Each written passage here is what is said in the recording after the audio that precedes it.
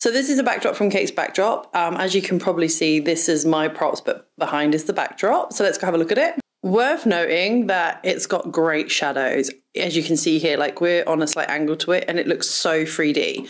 It is blurred, as you can see. There is depth to it, so you don't want to be shooting up against it. I'm going to be shooting, as you can see, some distance from it. There's the chair where the client will be sat. So this is kind of that. And I'll also control that with my aperture, but it's really detailed. It's fleecy. It's got this kind of, well, it's fleecy material and there's a crease there, but you can just tumble dry these with a damp cloth. But I've had this hung up already and the creases are dropping out. So from a distance, it won't matter. Pull all the way back again. There you go. This is the raw unedited image with Duke there and his mum. I just love this. You can just see how wonderful it played. I even use a lens, baby. It's just adding those props gives depth to the image and makes the background more believable. Be a good boy. So this is the second backdrop. It's similar vibes. There's foliage. It's slightly darker. I do really think it complements the tweed really, really well. Let me just show you the lightings you see. That Octobox up there does have a giant grid on it. Just saying, if you're working with animals, best keep the owner on side. You see Dukey is absolutely falling asleep, but Mel is such a great owner. This is the setup. We've got this stand you see here. We have some books for depth. Come all the way back. You can see I've got a bit of side light, some overhead light. That has got a grid on it just to give some direction to it. And it's so lovely.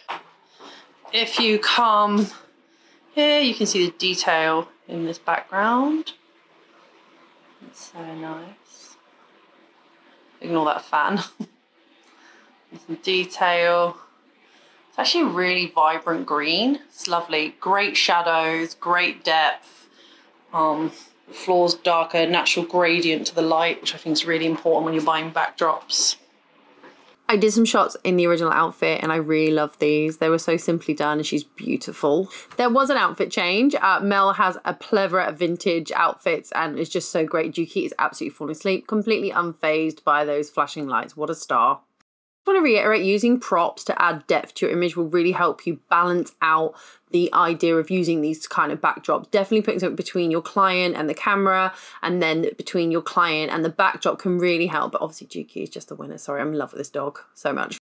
And here are the images with the backdrop. You can see how those props add real depth, and I think the lighting just works really well with the backdrop. I could have gone darker if I wanted to, but I really like how these turned out.